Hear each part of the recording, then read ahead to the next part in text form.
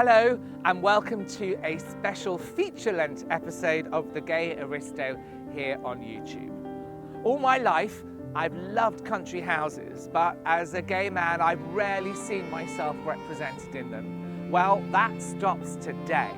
Here I am at the Gothic fantasy that is Strawberry Hill, created by the literary writer and 18th century society figure Horace Walpole. Now, Horace Walpole had many connections in with the LGBTQ+ community, and we're going to hear all about that today. So come with me, let's go back and let's discover the life of Horace Walpole.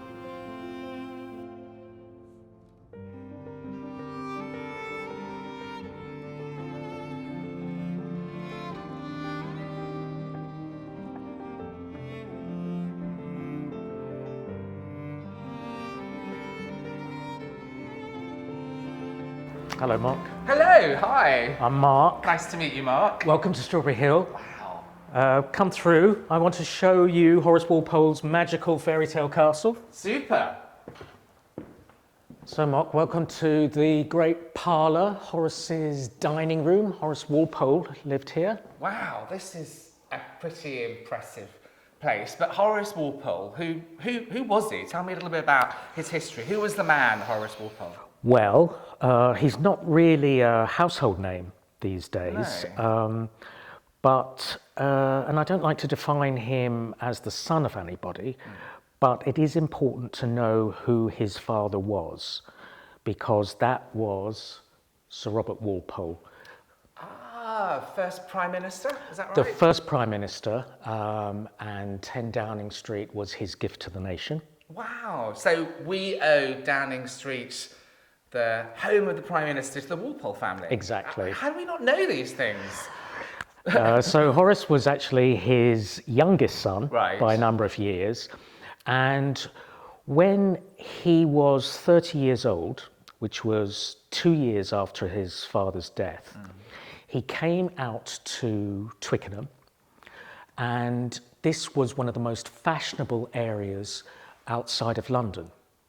And he chose to have his summer villa, his country house, here on the most beautiful stretch of the River Thames. And in those days, aristocrats, they all had their country residence. They all had either their grand or their villa country house somewhere outside of town, didn't they? They did. It was a couple of hours by horse and carriage from London. Right. And then you would be here for the summer season. Shall we go and have a look? Where I came in, it looked very gloomy, but very warm. And I think you're going to tell me about a particular word that Horace invented to describe that amazing experience. I will tell you about that word and many other words. Super. Okay, let's go and have a look. So, as I was saying, when I arrived just now, there was a weird sense of the house sort of embracing you, Yeah. but at the same time slightly eerie. And you were saying that's deliberate? It is. He actually invented a word which unfortunately never caught on. Right, what was it? The word was gloom. Gloom. So that's half gloom, which is what you experience when you first come in through the front door, and half warmth, which you experience when you move up to the more richly decorated rooms. And I get that actually, that he was trying to create gloom here, but it is a very particular sort of Gothic fantasy architectural style. What do contemporaries make of it? Well, to be frank, initially it was considered a rather bonkers project. Well, it still is a little bit Well, bonkers, come on. It's no professional architect became involved because it wasn't considered to be a practical thing to do. You see, everybody else, his contemporaries, all inspired like he was by their experiences on the Grand Tour on the continent in France and Italy, especially Italy. They were trying to recreate their memories by building Italian-style neoclassical Palladian villas. Oh, like Chiswick House, Yes, historic columns and... Chiswick House was the first one. Right. But Horace said, I'm going to follow in Lord Burlington's footsteps. He was the creator of Chiswick House, but not in a neoclassical direction, because he, in his mind, associated classical architecture with a Greco-Roman origin, whereas in his mind he thought of Gothic as being associated purely with an English style. So the kind of true English architecture. Yeah. And he was way ahead of his time, because things like the House of Commons, St Pancras Station, they weren't built yet. He was really leading the way with this sort of bonkers architecture, and am I allowed to say slightly camp style? Well, I mean, that's always a matter of opinion. Certainly it's theatrical. Theatrical. And certainly when you go through the house, Horace intended you to go on a sort of magical mystery tour. He even invented the word serendipity, and that is based on the tale of the Princes of Serendip. And what he saw, or what he intended you to experience as you went through the house, was to encounter accidentally really wonderful surprises. So behind each door, you never know what's coming next. Well, I can see a door here, and not something I normally ask quite so quickly is, may I go and see Horace's bedroom and get to know him a little bit better, and maybe we'll find some surprises in there too. Let's come and have a look. So let me introduce you to our host today. Here he is, Horace Walpole in all his glory. Hello, Horace. You can see Strawberry Hill taking shape just behind him. So when would this have been painted then? This was painted in 1754 when he was 37 years old. Right, he'd been here 7 years then, is that right? He had, and this part of the house was, he was creating it. So this is his private blue bedchamber where he slept every night in the bed. And this is a Gothic house, so bear in mind that normal rules don't apply. Okay, so this is quite a fancy bed. So what's Gothic about this bed then? Well, first of all, it was originally the campaign bed of King George II, and he was the last king to lead an English army into battle. Wow. He then gave it to his Prime Minister, Sir Robert Walpole, who we've met and who's in this picture here, and he died in it. And then his son slept in it. Exactly. That is Gothic. Oh my goodness. With his long dead parents watching over him so every tell me night. about this. So you said this is his father, his mother, and then you've got a very fancy house here. Tell me a little bit about this and what that house is. Okay, well, this is a posthumous portrait of his mother and father. Okay. So his beloved mother, who died when he was a teenager. He had a really close relationship. He really did. He was pretty much raised in splendid isolation by his mother while his father was off dallying with his mistress. So when not unusual in those days. Not unusual. To have a mistress. Not unusual, but Horace was a very sensitive and sickly child. And when his mother died when he was a teenager at Eton, it was a trauma that he never really recovered from. And he was never really able to express himself physically for the rest of his life, even though... And this man here, his father... Yeah. My understanding is they didn't have a great relationship. They were very different personality-wise. What do we know about Robert's personality and his relationship with Horace? Well, it was quite a strained relationship. They were very different personalities, and... as we all know, the father-son dynamic is always a complicated one, especially if your father is the most powerful man in the kingdom. A lot of responsibility, a lot of spotlight on you for a sensitive young man. And he was the archetypal alpha male. Okay. He was the manifestation of this very masculine patriarchy. So hunting, shooting, fishing, aristocrat, drinking, all of that, womanizing, all of that, which isn't the aesthetic, and it seems to be about Horace. But this house, you were talking earlier on about kind of neoclassical, this is the traditional sort of Georgian classical pile. It's very different from Walpole's Gothic fantasy. What can you surmise about the difference between the two and what Walpole was saying or feeling by building something so different? Well, basically, he said it was a vulgar display of wealth and power. He had a brilliant way with words. He was a master of the English language. People actually say that there was no finer letter writer in the English language than Horace Walpole. And some of them were quite waspy and bitchy, weren't they? Very gossipy. He knew everybody. Gossipy, that's it. You're very kind, very gossipy. Yeah, well, he was, his correspondence actually bring the 18th century to life like no other primary source, so they're really worth looking into. If you want to know Horace, and you want to know his friends, and you want to know the house, look I out. definitely want to know about his friends, but before we get on to them, so different in style. What was he saying? What do you think? We can't, unless we have evidence, but what do you think he was saying when he chose a style that was so opposed to the Georgian Palladian classical style? Well, I think he was trying to escape from what that type of house represented. What was that? Well, as I mentioned earlier, about his father representing this kind of rather oppressive, masculine patriarchy, and Horace being a much more sensitive, creative kind of person, sought to almost go diametrically in the opposite direction.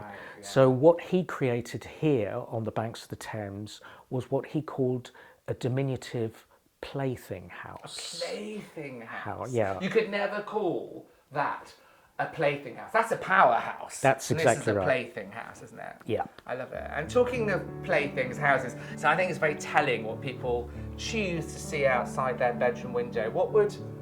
I see some lovely trees today, but what would Horace have seen in the 18th century from this window in his beautiful blue bedroom? Well, he talks about the panoramic prospect that he could see from this room, and of course he's created the bay here to give him a panoramic view. Now, you talk about some of the trees in the garden. Well, we've actually restored the garden to how it was in the 18th century. It was a classical English landscape garden, and beyond the tree line over there, it would actually slope down to the water meadows and then the most beautiful stretch of the River Thames, known as the Arcadian Thames. The Arcadian Thames. So you ride down to the river. There's something, recreating that grand parkland with a view in the distance. There's something definitely Arcadian about that, isn't there? Well, he actually called the River Thames my Brenta, which was... Well, the Brenta was the river which wound its way through Tuscany, and it reminded him of his Grand Tour experiences when he was travelling through the continent and he was finding himself, and it was the best time of his life. He tells us that in his letters. So talking about the Grand Tour, I believe he went on the Grand Tour with a very close friend. I think this fine man behind you may in fact be him. So who is this? Am I right? Mm-hmm. It's the Gothic poet Thomas Gray, and he is probably most famous for writing the poem Elegy Written in a Country Churchyard. And he was also part of Horace's earliest group of homosocial friends, the Quadruple Alliance, which he formed when he was at Eton. So these are groups of men who are concerned with aesthetics, that he almost replicated these groups throughout his life, his intimate, close relationships with men, which we might think then lends him an LGBTQ plus aspect to the way he lived. Yes, you could say that. Certainly they were like-minded boys and young men who... Mainly unmarried? Yeah, well, yes, obviously they were unmarried when they were at school and at university, and actually they remained unmarried throughout their lives. So you might say... Might fill in a gap there. I couldn't possibly say anything. Yeah, I couldn't comment on that either, except to say that they created for themselves a protective screen. So, for example, if you were at Eton, which could be quite an aggressive environment, the classic English public school environment. Where his father might have thrived. Yes. Horace and his friends, who are interested in the arts and antiquarianism and not so much in the sports and the riding and all of that sort of thing. So throughout his life, he was seeking similar company. And Thomas became Did he meet him at Eton? Yes, they were lifelong friends. And they went on the grand tour together? So they went on to Cambridge. They were in different colleges. But when Horace turned 21, his father endowed him generously with what are called sinecures. Basically, sinecures are cushy government jobs which are performed by civil servants, but you collect the salary. So they gave Horace an income to do all this? Basically, it made him financially independent and allowed him to leave Cambridge and pursue his desire, which was to travel, to see the world and go on the grand tour, and he chose Thomas Gray to be his companion. And they were very close, but they had a bit of a falling out, is that right? They had a bit of a, I would say, lover's tiff, but tell me about, they had a falling out, tell me about that. Yeah, I don't know about lover's tiff, but they were very close, but they were very different personalities. Horace was more gregarious, and also he was getting all the attention. He also had the money to finance the trip, and he was financing Gray's trip as well. That's always a little bit awkward. Okay. And whereas Gray was quite keen to study and visit the galleries and the churches, Horace, as the Prime Minister's son, was being feted by princes and aristocrats, and he was like, for him, it was non-stop party. And he was even flattered to be pursued by a beautiful contessa, and it was a bit of a one-sided romance, but Horace was flattered nonetheless, and this really mortified Gray, his travelling companion, for 2 years. Wow. So they'd been travelling sort of in each other's pockets for 2 years, and then this led to a big falling out, and despite friends in Italy, other English friends, they called themselves the Committee of Taste, another homosocial grouping. Committee of Taste? Yes, and they would go travelling around together. And when Thomas Gray fell out with Horace, his other friends like Horace Mann and John Chute, they tried to reconcile the two friends, but it was no good, and Gray returned to England. They did make up eventually, though, didn't they? They did a few years later, when Horace had returned to England, and Gray was bereft because one of his close friends, Samuel West, another budding poet, had died. Horace, who was always a devoted friend, reached out. He took the blame for their falling out and invited him to come and meet and visit Strawberry Hill. And Gray, who was very shy, very introverted, started to open up, and he started to show him his poems and his poetry. And Horace recognised the genius of the poetry, and he made it his goal to promote Gray and made him a celebrity by persuading people to publish his most famous poem, Elegy Written in a Country Churchyard. Wow. So he would have come to Strawberry Hill, maybe not have visited the bedroom, but you say he would have visited the breakfast room, which I think is next door. So let's go and have a look at that and see where they would have taken their morning victuals.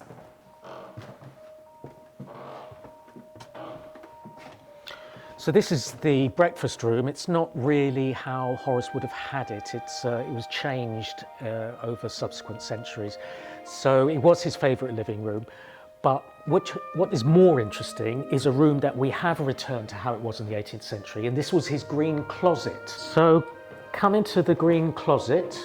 Oh wow, it's quite intense in here, isn't Yeah, it? but it's kind of cosy. This was his writing room. Ah. So in this room, he actually wrote the first Gothic horror novel, The Castle of Otranto. And if you want to take a seat... Oh, may I? Please do. Imagine yourself as Horace, sitting here, writing the manuscript to The Castle of Otranto. Never felt more Horace, but I have to say, I find this wallpaper a little bit distracting and intense if I was trying to scratch away a Gothic novel. It is a bit harsh on the eyes, but you have to bear in mind this. This room contained 141 paintings. Oh my goodness. So this kind of replicated all the way across? Yes, basically, not big paintings, small paintings. So the green wouldn't have really been a major issue.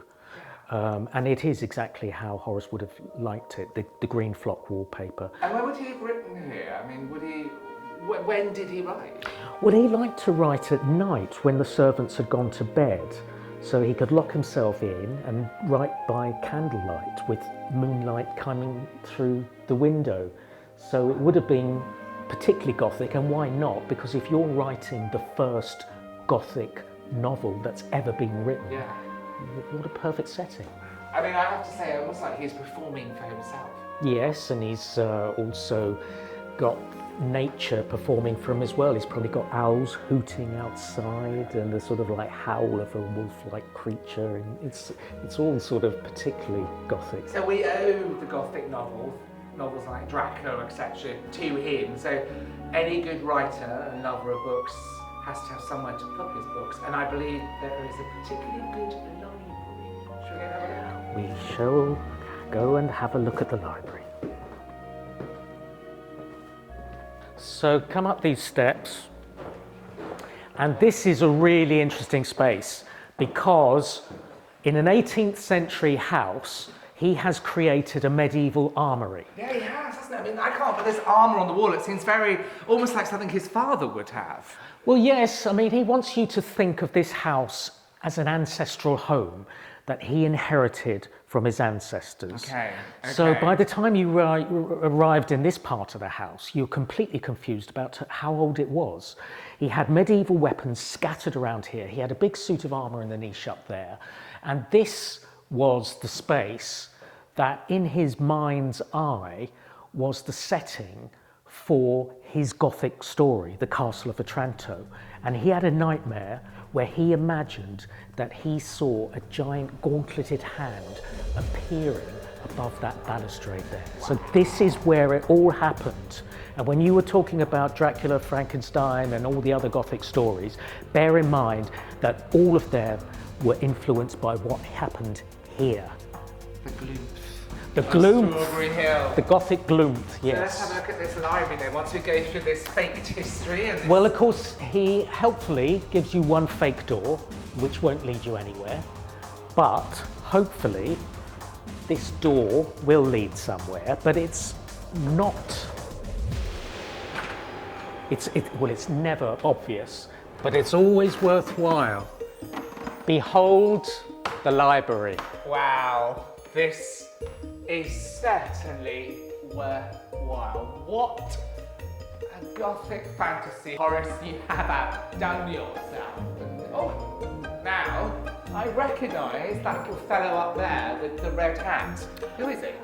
Well, it's part of, I mean, if you look at the ceiling as a whole, it's part of Horace's celebration of the myth that his ancestors were Crusader knights. So he's faking again. He faked with the armoury, he's faking on the ceiling of the library. Yeah, but Am I being too harsh? Well, you are being a bit harsh because it's just that Horace doesn't like facts to get in the way of a good story. Ah, right. So what it actually is a Saracen's head.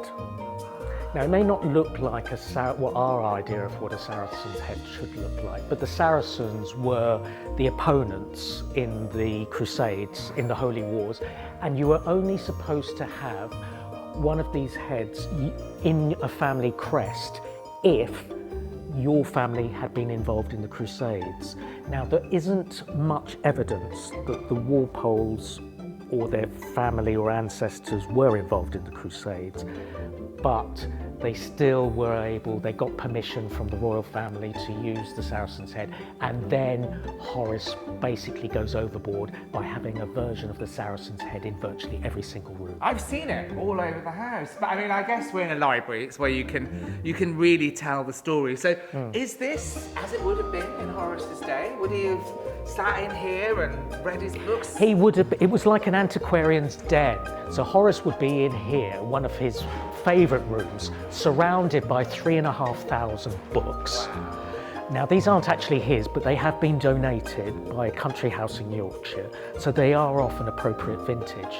But also, if you notice up there, the alphabet ends at M. Yeah, what is this? Because they don't seem to be consistent, the lettering. Well, it's the letters correspond with the topics of the books that are in the cases below. But when it got to M, that's when he ran out of room. So although he could squeeze in 3,500 books, he had to find extra overflow spaces for the other 3,000.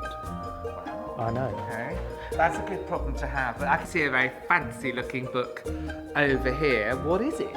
Well, it's the book we've already been talking about, because this is an 18th century edition of The Castle of Otranto, the first Gothic story written by Horace Walpole in this house. It is. Wow. And of course that was the first of its kind, and Horace, he didn't know, because of the Walpole name, he didn't want it to be a flop because it would have embarrassed himself and the family.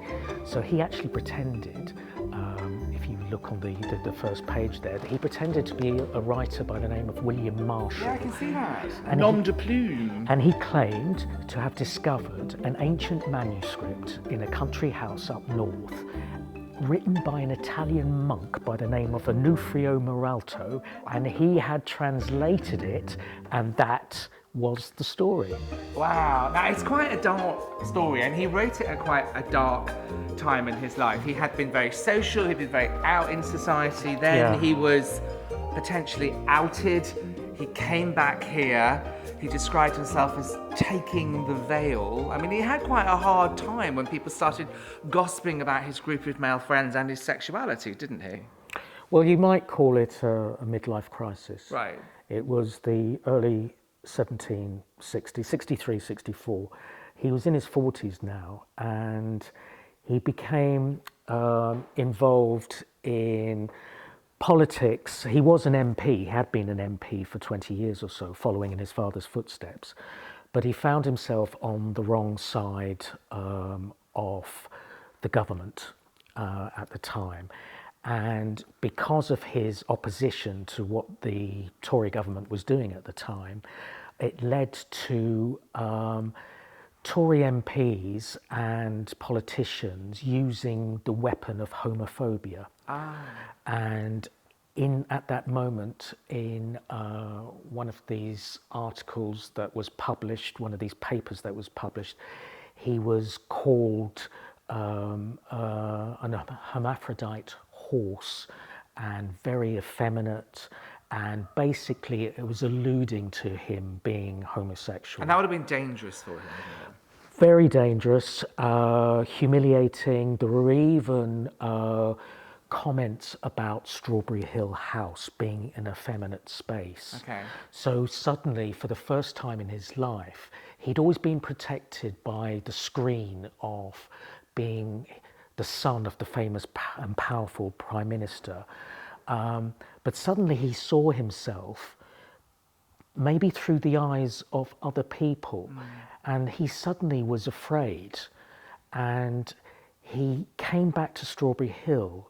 It was his refuge and his safe place.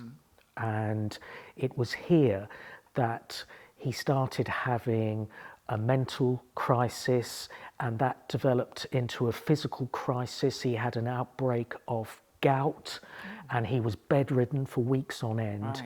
And here, alone in this house, he began to feverishly dream about the house and enemies coming for him. He was taking opiates to ease the pain of his gout, and he started having these hallucinations and nightmares where his political enemies morphed into these phantoms, which became the substance of the Castle of Otranto story. What I think about his life is it's a real mixture between kind of light and dark. His house is a mixture between light and dark, and I think there's a real manifestation of it in a corridor down here that I'd love you to show me now. Okay.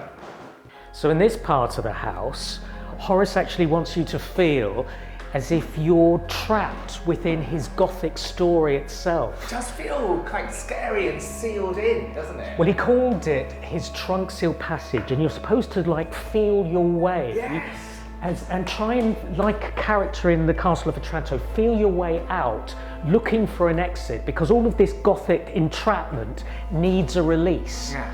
And that's when you come to this next room, which provides that escape in spades. So welcome to the gallery. So this is the gallery. Wow, what a difference. I know, having left all those sort of claustrophobic Gothic spaces behind, you're coming into this sort of blow your socks off type sensational gallery. So opulent. Well, when Horace opened this in 1763, he said, "I begin to be ashamed of my own magnificence." I begin to be ashamed of my own magnificence. Well, I want to say that. That's a fantastic phrase. Oh my goodness. So slightly embarrassed because it's incredibly opulent. What is this made of? I mean, it looks like like a snow queen threw up gold in here. What's it made of? Well, it's interesting because remember, Horace is creating what he said was a plaything house. Right. Yeah. And it's not designed to support any like heavy ceilings. Okay. So this is inspired by one of the ceilings in Westminster Abbey, the Henry VII Chapel. But of course that's made of stone and it's in a great cathedral. But Horace uses the new decorative style that he's seen in France of papier-mâché. Oh, like we used to do at primary school. Well, on a greater scale, because he can use those moulds to recreate this amazing fan vaulting scheme and the bosses. So really, he's continuing the Gothic theme, but the red and gold turns it into something else. So it's like you reaching the climax of the house. Yeah. And he's trying to tell you that although it's still an old house, the decoration is modern. It's very French, it's Rococo. And what would he have used this room for? It's very grand. What would he have done here? Well, two things. Basically, it's the first time he can really display his collection of giant historical portraits, like this one of Catherine de' Medici and her doomed family, but also every space between the niches and the windows would be filled by giant portraits just like that. Okay, so it's showing off again my taste, my collection of art, which is a very aristocratic thing to do. So he would use it for entertaining. Yeah, it's the biggest room in the house. And who would he have entertained? Because I hear there's some interesting characters used to visit Strawberry Hill, as well as his coterie of male friends. Who else would he have entertained? Well, the actual first visitors to the gallery at a party in 1763 I'd love a party in here. were the French embassy staff. Oh, wow. Returning to London for the first time after the 7 Years' War. Yeah. So Horace, being a Francophile, was keen to show off what he had created, and obviously they would appreciate the fact that it's in a very French style. And amongst them was one of the most colourful and interesting characters in LGBTQ 18th century history, and that is the Chevalier d'Eon. Oh, love the Chevalier d'Eon. Tell us a little bit about the Chevalier and what did Horace make of the Chevalier? Well, I mean, Horace assumed that he was a regular diplomat. He didn't know that the Chevalier was actually in the employ of King Louis XV. As a spy. As a spy. And he was supposed to be preparing the ground for a potential invasion of England. Wow. Horace was assuming that the Chevalier was just a regular member of staff. But obviously, during the next few years, the Chevalier had always had a love of women's clothes, eventually identified as a woman officially. Addressed and was given legal status as a female in France. On the condition that she wore women's clothes 24/7. So he could get her pension. Exactly. Unfortunately, the Chevalier had got used to actually chopping and changing between men's clothes and women's clothes, actually quite comfortable in a dragoon's uniform. So having to wear women's clothes permanently was a little bit uncomfortable, especially when she was asked to do a stint as a lady in waiting to Marie Antoinette at Versailles. Wow. And she wasn't graceful enough for Versailles. What an incredible honour, but she didn't enjoy it. Now, would Horace have seen the Chevalier presenting as female or as male? Yes, because the Chevalier, when she presented herself as a woman, she actually feminized the word chevalier to chevalier. Now, my French isn't very good, but you get Okay, it. yeah, Well. the feminine, Yeah, feminine and classification. gave herself the name Charlotte. Things weren't working out for her in France. I explained it was getting a bit complicated. Versailles wasn't working out. Well, working for Marie Antoinette, difficult days. And she managed to persuade the authorities to let her return to London, where she was more comfortable. And in London, she was reacquainted with Horace. And I hear Horace wasn't particularly nice about her, though. He Well- wrote something quite nasty in his letters. What well, did he say? you know, Horace with his gossipy style and waspish manner, he actually said her hands were more suited to carrying a chair than waving a fan. Wow. Yeah, I mean, so- that's a put down, isn't it? The Chevalier Diane would have come into this room for that opening party. The 1763 party, she was here. Well, I hope she had a fan and put him in his place. But I can see a fascinating room here at the end. It looks like it's circular. So come into the round tower. Wow. I mean, this is Gothic and Rococo personified, isn't it? What would have this room been used for? Well, it's a continuation of the gallery behind us. And these are the only two rooms that are actually on the same axis. So the rest of the house is all higgledy-piggledy and Gothic. But here he's creating a sense of distance by having a little corridor in between. Yeah. And everything in it is perfectly circular. Okay. And even the shutters are on a curved track. Oh, wow. The doors are curved. The ceiling is based on a rose window. It's the original St. Paul's Cathedral.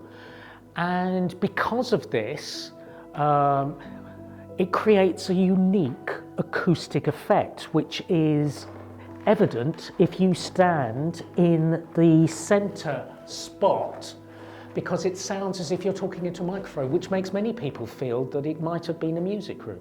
Hello, Horace. God, the resonance is incredible. It is incredible. The sound hasn't got anywhere to go. It goes up, comes back down, and resonates around your ears. So, And if you're a performer, actually, to kind of hear your sound bellowing down on you. well, it builds up your confidence. Yeah. So if you had people sitting all the way around and you had to sing a song, recite a poem or something like that, when you are here, and maybe you've got a bit of stage fright or whatever, you're feeling a bit nervous, but if you stand there and speak, your voice becomes something of majestic power. You know what? I love the fact that the last room we're visiting today is so theatrical. The house is so theatrical. It feels like a very fitting way to end our tour. There's lots of other rooms that we haven't seen today, but I just want to say thank you so much for bringing Strawberry Hill to life, for bringing the LGBTQ plus community that was around Horace to life. I've absolutely loved it, and I'm sure that everyone watching today should hot foot along to Twickenham, to Strawberry Hill, and do the house. But for now, Mark, thank you You're very welcome. much. You're welcome. That was amazing. Thank you.